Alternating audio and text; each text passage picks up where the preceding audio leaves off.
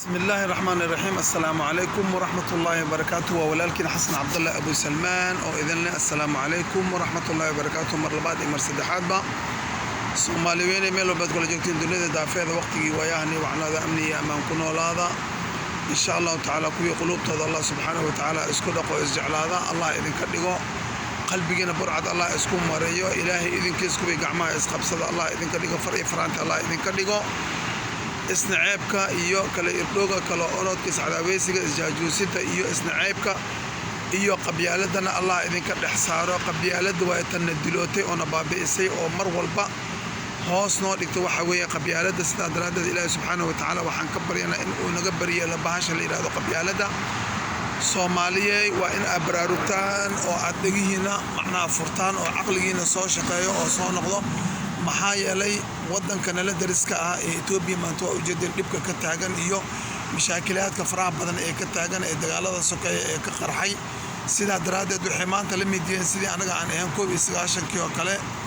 marka sida daraadad anaga kuma farxeena waa wadan dariskeena ah mahama kaanu isaga cadowgeena haddana shacab badan ayaa ku nool oo masaakiina oo muslimiina oo masiixiina oo maatile oo maxasle oo odayaal leh oo habeen leh oo duqooshin leh oo dad xanuunsan leh sida daraadad anaga jabkooda iyo baabooda kuma farxeena mar walba laakiin waxa idin dhihi lahaa sida anaga aan noqonay 19 oo kale ayay ku soo dhowyiin sida daraadad inta badan inuu Ilaahay xasiliyo horta loogu duceeyo laakiin Ilaahay waxa ka barisin subhanahu wa ta'ala in uu ninka maanta haya ee Abi Ahmed Ali loo duceeyo si uu asaga xukunka u siiyo maxaa yeelay nimanka soo malabsanaya ee u soo cartamaya in ay xukunka dib ugu soo noqdaan ee aan nimankii Tigray ah waa la ogyahay wixii ka geysteen guud ahaan geeska Afrika gaar ahaan wadankeena Soomaaliya sida ay u duleysteen siyaasiyiinteena sida ay u duleysteen haweenkeena sida ay u duleysteen dhaqaaleena sida ay u duleysteen horumarkeena iyo qabkeena dadka qabkii iyo qiyamkii iyo qiimihii Soomaalinimada dhulka la galay ee baabi'iyay ee naga soo saaray bisada duleysan ee daciifka wixii ahaayeen nimanka Tigrayda ah heer waxay gaareen waa ogeedeen nimanka siyaasiyiinteena ah aysan hadli karin ee madax hoos u foorarin jireen wasiirkeena arrimaha dibadda meel badan ay ku aragteen isagoo warqad wagacay layo warqadan ma ah tii loo baahnaa ee tirtir warqad kalena uu u dhiibay ninkii daanyeerka ah ee shaydaanka ah ee ibliiska ah ee lagu magacaabo jiray Gabre wuxuu ku sameeyay waa aragtay marka sida daraadad walaalahayga qaaliga oo Ilaahay subhanahu wa ta'ala waxa ka barisin anaga gaalba gaal nooma dhaama laakiin kan waxaano Tigrayga ah ayaa waxa foosh xun oo mar walba kala qaybay Soomaali oo bartay Soomaali siyaasadeeda iyo dhaqankeeda darsay waxa weeye in Tigrayga sida daraadad Ilaahay lagu ma soo celiyo ilaa ay dawladeena ku xoogeysanayso ay cagaheeda si fiican dhulka uga dhignayso oo ay maxay hadii alla bakuuro ay noqonayso dawlad qawi leh oo noqonayso dawladii 77 oo kale libaaxa Afrika ilaa ay ka noqonayso Ilaahay subhanahu wa ta'ala waxaan ka baryaa oo ciidankeena ka sameeysanayno noocyadiisa kala duwan siyaasadeena amnigeena iyo maxay nabad sugideena boonista aan ku xoogeysanayn Ilaahay subhanahu wa ta'ala waxaan ka baryaynaa kuwaas iyo kuwa la mid ah oo kuwa cadaawada ah inuusan gacanta u galin wadanka Itoobiya maxaa yeelay anaga daris ayana ma kala maarano sida daraadad waa dad ayaga siyaasadeena bartay Tigray Ilaahay ma soo celiyo Soomaaliyeed duceeya inuusan Ilaahay subhanahu wa ta'ala Tigray soo celinin oo ninka Abi Ahmed ku haya wadankaas ilaa iyo arinka anaga aan cagaheena dhulka ka dhiganayno insha Allah ta'ala maxaa yeelay nimankii Tigrayda ah ee nimankii kuukuyo waxay ku heshiyeen in ay Soomaali weligeed deganaansho helin marka sida daraadad maadaama ay taa ku heshiyeen oo anagana aan nahay dad masaakiina oo muslimiina oo boqolkiiba boqol muslim ah sida daraadeedna 20 milyan aan nahay waxay ku talagaleen in ay weligood bana gumeystaan marka maadaama ay taa ku talagaleen Ilaahay subhanahu wa ta'ala amarkiisa qaalib ahada wallahu qalibun ala amri walakin akthar an-nas la ya'lamun maadaama ay taasi jirto ayaa waxa Ilaahay subhanahu wa ta'ala qadaray in ay Tigray si aayar oo la filaynin uga baxdo saaxadii siyaasadda wadanka Itoobiya marka Uhuru Kenyatta ama Sawaaxiligana anaga ayaa ka adag oo ka siyaasad badan oo ka awood badan oo ka cilmi badan oo ka qawi badan marka waxa idin leeyahay walaalahayga qaaliga ee Soomaaliyeed haloo duceeyo in uusan mar dambe dib u soo noqonin Tigray haloo duceeyo in uusan Ilaahay nagu soo celinin guud ahaan geeska Afrika ku soo celinin gaar ahaan wadanka Itoobiya haloo duceeysto maxaa yeelay iyaga iyo kuukuy waxay noogu heshiiyeen inayna jirid sibaan oona bahdilaan oona baabi'iyaan maanta siyaasiyiintana waxa kala qaybiyey oo isku diray oo cadaawadnimada dhex dhigay oo kala irdheeyey oo hubka iskugu soo dhiibi jiray wax kale ma ahayn waxay ahaayeen nimankii Tigreega ahaa iyo nimankaas waa xilliga ee kuukuyada ah laakiin kuukuy baa ka siyaasad badinaa waana ka siyaasad horeynaa waana ka horeynaa waana ka dambeynaa laakiin nimanka shayaadiinta ah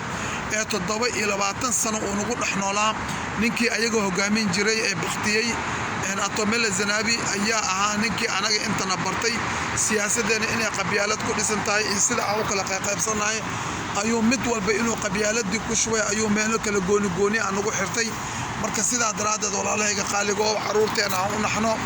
jiilalka soo socda ee Soomaaliyeed aan u naxno Soomaali waa mid shanta Soomaaliyeed waa mid ma kala baxsana ma kala duwana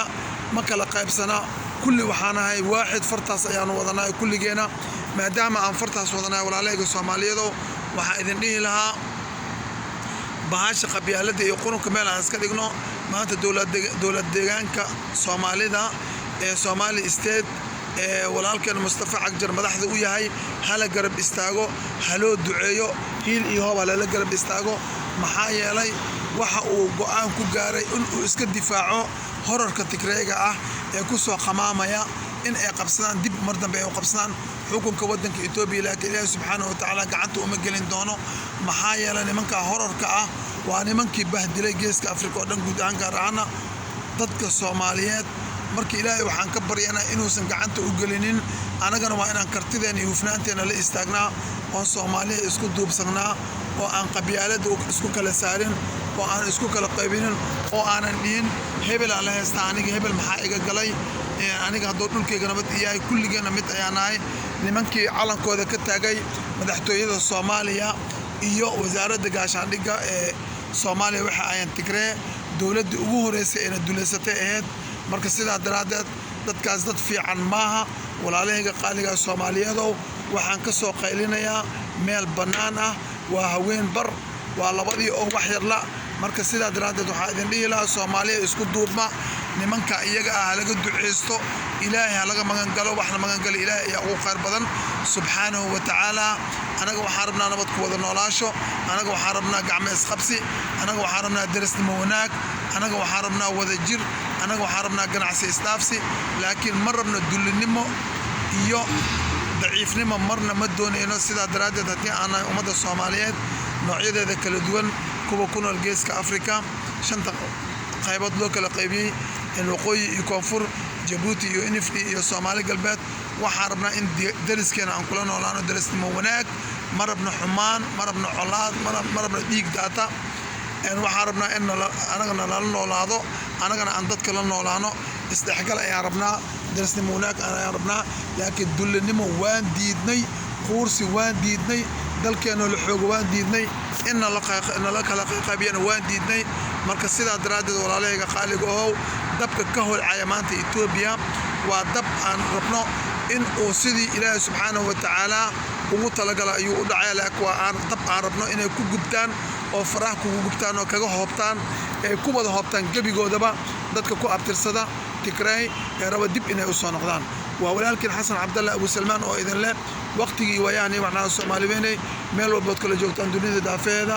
amni iyo amaan ku noolaada cidda maalin u tahay maalin wanaagsan cidda habeen u tahay habeen wanaagsan wassalaamu calaykum wa rahmatullaahi ta'ala wa barakaatuh